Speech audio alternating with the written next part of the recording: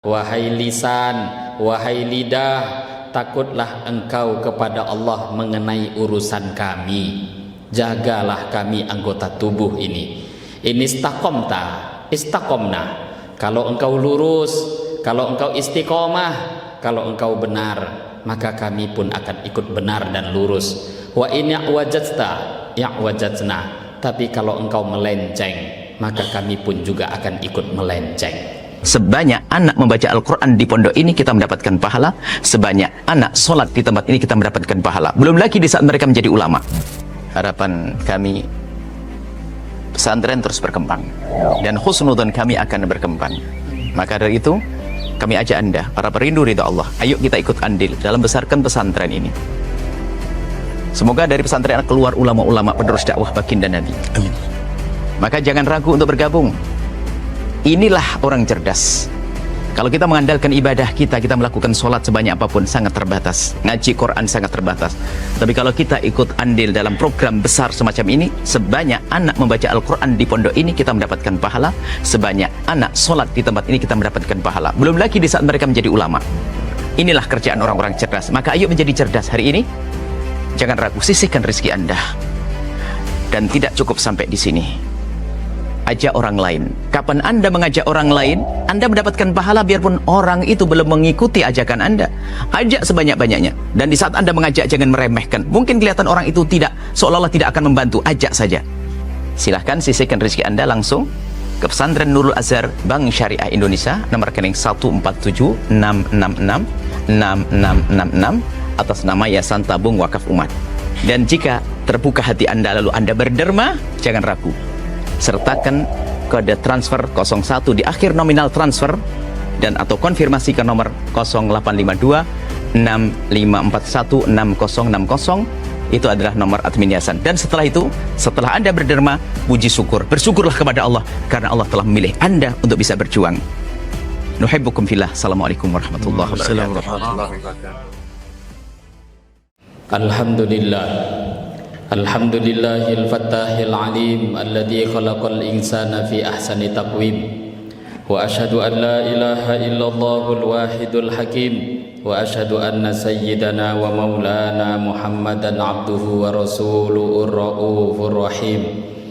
Allahumma salli wa sallim ala sayyidina Muhammadinil karim al-munzali alaihi wa innaka la'ala khuluqin azim. Wa ala alihi wa ashabihi alladhina ataw rabbahum biqalbin salim, amma ba'd. Fa ya ibadallah ittaqullaha rabbal alamin wa'budullaha mukhlishina lahuddin wa'budullaha hatta ya'tiyakumul yaqin. Wa takum minkum ummatun yad'una ilal khair wa ya'muruna bil ma'ruf wa yanhauna 'anil munkar wa ulaika humul muflihun. Hadirin sidang jemaah Jumat yang dimuliakan Allah, mari kita tingkatkan takwa kita kepada Allah dengan cara menjalani seluruh perintah-perintahnya Allah dan dengan cara meninggalkan seluruh larangan-larangan Allah Subhanahu wa ta'ala. Yakinilah di dalam hati bahwa tidak ada orang yang lebih beruntung melebihi orang yang taat pada Allah. Dan yakinilah di dalam hati bahwa tidak ada orang yang lebih rugi melebihi orang yang maksiat pada Allah Subhanahu wa ta'ala. Hadirin yang dimuliakan Allah Subhanahu wa ta'ala, Allah Subhanahu wa ta'ala memberikan anugerah yang begitu banyak kepada kita semua. Allah Subhanahu wa ta'ala memberikan kepada kita umur yang panjang, kesehatan. Ramadan kita lewati, tanpa terasa Ramadan pun selesai, masuk di bulan Syawal. Tanpa terasa sebentar lagi pun akan masuk hari raya Idul Adha. Fa idza faragta fansab. Maka di dalam agama, kehidupan kita ini hanya giliran untuk menunggu panggilan Allah Subhanahu wa ta'ala. Mestinya kita sibukkan diri setiap selesai daripada satu amal, maka langsung secepatnya masuk ke dalam amal setelahnya. Hadirin yang dimuliakan Allah Subhanahu wa ta'ala, maka perkara ini untuk bisa mengamalkan agama terus-menerus tidak akan bisa kita kerjakan kecuali kita istiqomah di dalam mengamalkan agama. Satu orang sahabat bernama Sufyan bin Abdullah radhiyallahu taala anhu datang jumpa dengan Nabi sallallahu alaihi wasallam. Kemudian dia mengatakan, "Ya Rasulullah, kulli fil islami qawlan la as'alu anhu ahadan ghairaka." Ya Rasulullah, tolong berikan kepada aku satu pesan, kalimat satu pesan yang mana aku tidak akan bertanya lagi kepada orang lain, cukup dari pesan yang Tuhan sampaikan. Qala Rasulullah sallallahu alaihi wasallam, maka Nabi pun mengatakan, "Qul amantu billah tsumma istaqim." Kata Nabi, katakanlah, amantu billah, aku beriman kepada Allah, tsumma istaqim, kemudian istiqomahlah. Terus konsisten istiqomah di dalam Islam. Hadirin yang dimuliakan Allah Subhanahu wa taala, Al-Imam Ibnu Hajar Al-Haytami beliau mengatakan dari hadis ini, walhasil, ringkasnya, Nabi sallallahu alaihi wasallam memberitahu kepada kita bahwasanya Islam itu terdiri dari dua perkara. Yang pertama, tauhidun wa ta'ah. Yang pertama, Islam itu isinya tauhid, mengesakan Allah, menghambakan diri kepada Allah, kerjakan perintah-perintah Allah, tinggalkan seluruh larangan-larangan Allah. Tauhid wa ta'atun, amal-amal ketaatan. Itulah isinya Islam. Hadirin yang dimuliakan Allah, kita beriman pada Allah, tapi kalau tidak istiqomah, maka bukan itu yang dikehendaki di dalam agama. Hadirin yang dimuliakan Allah Subhanahu wa taala, hanya saja untuk menjalankan istiqomah, tegak lurus, terus-menerus bisa mengamalkan agama, Nabi sallallahu alaihi wasallam mengatakan, la yastaqimu imanu abdin hatta yastaqima qalbuhu wa la yastaqimu qalbuhu hatta yastaqima lisanuhu. Nabi sallallahu alaihi wasallam mengatakan, tidak akan istiqomah, tidak akan lurus imannya seseorang sebelum lurus hatinya. Hati seseorang tidak akan lurus sebelum lurus lisannya.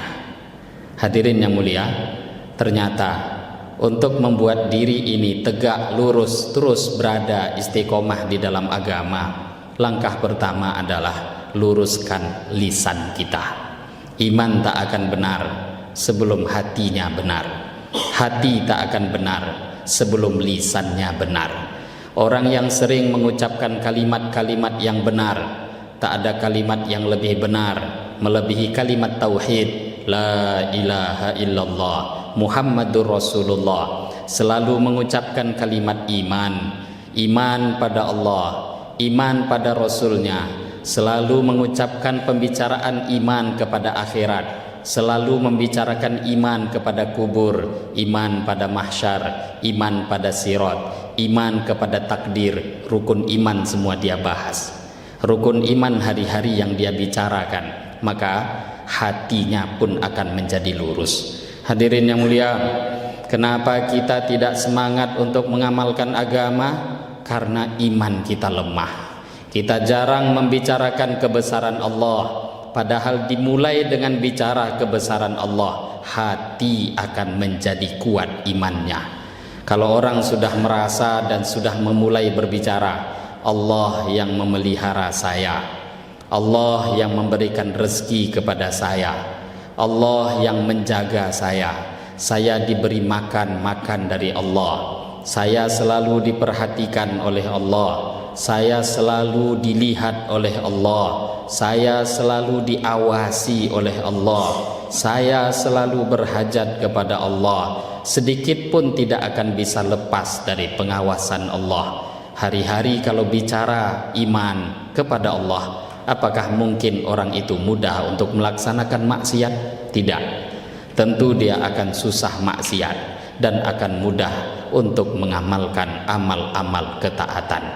Hadirin yang mulia, hadis tadi diriwayatkan oleh Imam Muslim yang Nabi berikan pesan, ucapkanlah aku beriman pada Allah, kemudian istiqomahlah. Dalam riwayat Imam Tirmidzi, hadis ini diriwayatkan dengan ada tambahan. Sahabat tadi bertanya lagi, ya Rasulullah, ma akhwafa ma takhafu alayya. Ya Rasulullah, apa yang paling Tuhan khawatirkan pada diriku? Apa perkara yang kira-kira paling berbahaya dalam diri saya ini? Fa akhadha Rasulullah sallallahu alaihi wasallam bilisani nafsihi faqala hadza. Nabi sallallahu alaihi wasallam memegang lidah beliau sendiri. Kemudian Nabi katakan ini, sambil Nabi memegang lidahnya. Hadirin yang mulia, lidah adalah pengendali daripada seluruh tubuh kita. Dalam satu hadis, sahabat Abu Sa'id Al-Khudri radhiyallahu taala anhu meriwayatkan, Nabi sallallahu alaihi wasallam bersabda, "Idza asbaha ibnu Adam, qalatil a'dha lil lisan, ittaqillah fina. Fa in istaqamta istaqamna wa in ya'wajadta ya'wajadna." Sahabat Abu Sa'id Al-Khudri meriwayatkan, Nabi sallallahu alaihi wasallam bersabda, setiap pagi berkatalah seluruh tubuh kepada lisan. Kita enggak dengar, tapi kabar ini diberitahu oleh Nabi. Seluruh tubuh berkata kepada lisan, ittaqillah fina, wahai lisan, wahai lidah, takutlah engkau kepada Allah mengenai urusan kami. Jagalah kami anggota tubuh ini. Ini istaqamta, istaqamna. Kalau engkau lurus, kalau engkau istiqomah, kalau engkau benar, maka kami pun akan ikut benar dan lurus. Wa in ya'wajadta ya'wajadna. Tapi kalau engkau melenceng, maka kami pun juga akan ikut melenceng. Hadirin yang mulia, maka meluruskan istiqomah iman dalam hati mulai dengan meluruskan hati. Hati tak akan lurus sebelum kita meluruskan lidah kita. Lidah itu akan lurus kalau kita selalu membicarakan rukun iman. Maka dakwah iman, mengajak orang untuk taat pada Allah, itu yang dibuat oleh para sahabat di setiap majelis-majelis yang mereka kerjakan. Hadirin yang mulia, tak heran akhirnya sahabat ketika mendengarkan ayat turun atau hadis Nabi, apapun yang Nabi perintahkan, langsung mereka kerjakan tanpa ditunda sedikit pun. Sebentar lagi Idul Adha. Idul Adha, hari raya korban. Apa maknanya hari raya korban? Maknanya adalah orang yang beruntung, orang yang sukses di hari korban adalah orang yang mau berkorban untuk Allah. Dulu dalam kitab-kitab fikih pun disampaikan bahwa ketika khotib berkhutbah pada hari raya Idul Adha, apa pembahasan yang disampaikan? Hari raya Idul Adha menyampaikan motivasi pentingnya berkorban. Dulu sahabat mendengar Nabi di waktu itu mentarget memotivasi korban, saat itu juga sahabat akan berkorban dan bersedekah untuk agama Allah. Kita sendiri sekarang tahu iman kita begitu lemah, kondisi kita dengan sahabat begitu jauh. Kita perlu membuat persiapan. Kadang kita ditarget sekarang, sebulan, 2 bulan, setahun, 2 tahun kemudian baru bisa mengerjakan. Sahabat ketika turun ayat, lan tanalul birra hatta tunfiku mimma tuhibbun, tidak akan sampai kalian kepada kebaktian yang sempurna sebelum kalian menginfakkan harta yang paling kalian cintai. Satu orang sahabat Abu Talhah langsung datang kepada Nabi, ya Rasulullah, baru saja turun ayat lang tanalul birra hatta tunfiku mimma tuhibbun, tidak akan sampai kalian kepada kebaikan yang sempurna sebelum kalian menafkahkan, menginfakkan harta yang kalian cintai. Tak ada harta yang lebih aku cintai melebihi kebunku yang bernama Biruha, satu kebun yang ada di depan Masjid Nabawi, taman yang begitu indah, punya mata air yang begitu manis. Nabi pun sering singgah di sana. Ya Rasulullah, aku infakkan semua untuk agama Allah. Itulah imannya sahabat. Baru mendengar ayat turun langsung diamalkan seketika itu juga. Kita imannya lemah, butuh persiapan, korban untuk Allah, termasuk di hari raya korban. Kalau kita belum mampu langsung, buatlah persiapan. Hadirin yang dimuliakan Allah, untuk perkara remeh dunia, membeli HP kita mampu mencicil, tak mampu beli mencicil 6 bulan kita cicil 1 tahun, tak mampu setahun kita cicil 2 tahun. Barang-barang yang kita inginkan kita cicil, akhirnya kita dapatkan. Hadirin yang mulia, berkorban mestinya juga seperti itu. Paling tidak, jangan sampai seumur hidup kita tak pernah berkorban untuk Allah. Apa yang mau kita hadapkan kepada Allah, apa yang mau kita banggakan ketika jumpa dengan Allah. Seseorang kalau berkorban untuk sesuatu, maka kecintaan akan Allah berikan kepada dia. Hadirin, kalau kita ingin cinta dengan agama, cinta dengan Allah, cinta kepada Rasulullah, maka berkorbanlah untuk Allah, berkorbanlah untuk agama, berkorbanlah untuk Rasulullah. Maka kecintaan pada Allah akan bertambah, kecintaan kepada agama akan bertambah. Kita tahu tak ada orang yang lebih cinta pada anak melebihi ibu. Ayah juga cinta, tapi ibu lebih banyak cintanya pada anak melebihi ayah. Kenapa? Karena perempuan, ibu orang yang paling banyak korban untuk anak. Karena banyak berkorban, kecintaannya pun juga bertambah. Ingin kita cinta pada Allah, berkorbanlah untuk Allah. Ingin cinta dengan agama, maka berkorbanlah untuk agama. Hadirin yang mulia, sebenarnya kalau kita berkorban untuk agama, hakikatnya bukan berkorban, hakikatnya bukan korban, tapi hakikatnya beruntung habis-habisan. Hadirin yang dimuliakan Allah, sehingga Nabi selalu meluruskan pemahaman sahabat. Sayyidah Aisyah radhiyallahu taala anha, ketika Nabi menyuruh membagikan kambing yang sudah dipotong, Nabi bertanya, apa yang tersisa? Sayyidah Aisyah mengatakan, ya Rasulullah, semua sudah habis kecuali 1 kikil kambing. Nabi luruskan, kata Nabi, tidak, yang benar semua masih tersisa, yang tinggal itu kikil kambing yang belum kita kirim ke akhirat. Hadirin, harta kita yang sebenarnya adalah apa yang kita kirim ke akhirat. Uang yang sebenarnya, uang yang kita gunakan untuk agama. Harta benda apapun yang kita dahulukan untuk agama, semua berarti telah kita simpan kepada zat yang menyimpan dengan tanpa dikurangi, bahkan akan dilipat gandakan. Keuntungan itu keuntungan yang besar nanti di akhirat. Maka hadirin, di hari Jumat yang mulia ini adalah hari menata hati. Jumat hari menata niat. Jumat adalah hari meluruskan iman. Maka mari di hari Jumat yang mulia ini kita kembali luruskan niat kita, pandang negeri akhirat, sehingga kita lebih mudah untuk mengamalkan agama. Istiqomah terus mengamalkan agama. Jangan hanya istiqomah mengamalkan agama dalam 1 waktu. Kita terus istiqomah. Tak mampu mengambil yang paling sempurna, maka yang paling sedikit jangan ditinggalkan. Tahajud sepanjang malam tak mampu seperti Ramadan, maka jangan tinggalkan tahajud setiap malam, walaupun hanya 2 rakaat setiap harinya.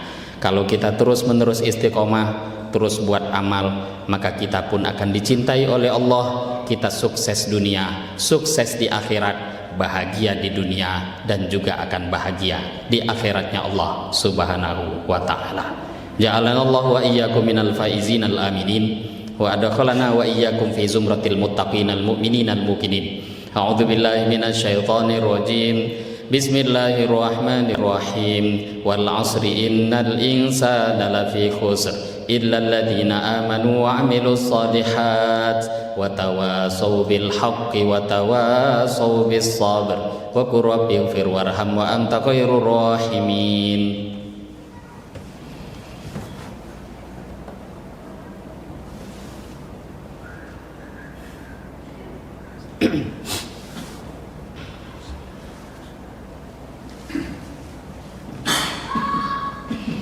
Innal hamdalillah إن الحمد لله نحمده ونستعينه ونستغفره ونؤمن به ونتوكل عليه ونعوذ بالله من شرور أنفسنا ومن سيئات أعمالنا من يهده الله فلا مضل له ومن يضلله فلا هادي له أشهد أن لا إله إلا الله وحده لا شريك له وأشهد أن سيدنا ومولانا محمدا عبده ورسوله اللهم صل وسلم وبارك عليه وعلى آله وأصحابه والتابعين لكم بإحسان إلى يوم الدين أما بعد فيا عباد الله اتقوا الله حق تقاته ولا تموتن إلا وأنتم مسلمون واعلموا أنكم قادمون إلى الله ولتنظر نفس ما قدمت لغد واتقوا الله إن الله خبير بما تعملون واعلموا أن الله تبارك وتعالى فقد قال في كتابه الكريم فقال قولا كريما إن الله وملائكته يصلون على النبي يا أيها الذين آمنوا صلوا عليه وسلموا تسليما اللهم صل على سيدنا محمد وعلى آل سيدنا محمد وعلى أزواج سيدنا محمد وعلى ذرية سيدنا محمد ورضى اللهم عن خلفائه الأربعة أبي بكر وعمر وعثمان وعلي وسائر أصحاب رسول الله أجمعين وارحمنا معهم بعفوك وكرمك يا أرحم الراحمين اللهم اغفر للمسلمين والمسلمات والمؤمنين والمؤمنات الأحياء منهم والأموات إنك سميع قريب مجيب دعوات يا قاضي الحاجات ربنا آتنا في الدنيا حسنة وفي الآخرة حسنة وقنا عذاب النار سبحان ربك رب العزة عما يصفون وسلام على المرسلين والحمد لله رب العالمين عباد الله إن الله يأمر بالعدل والإحسان وإيتاء ذي القربى وينهى عن الفحشاء والمنكر والبغي يعظكم لعلكم تذكرون فاذكروا الله يذكركم واشكروا على نعمه يزدكم ولذكر الله أكبر أقم الصلاة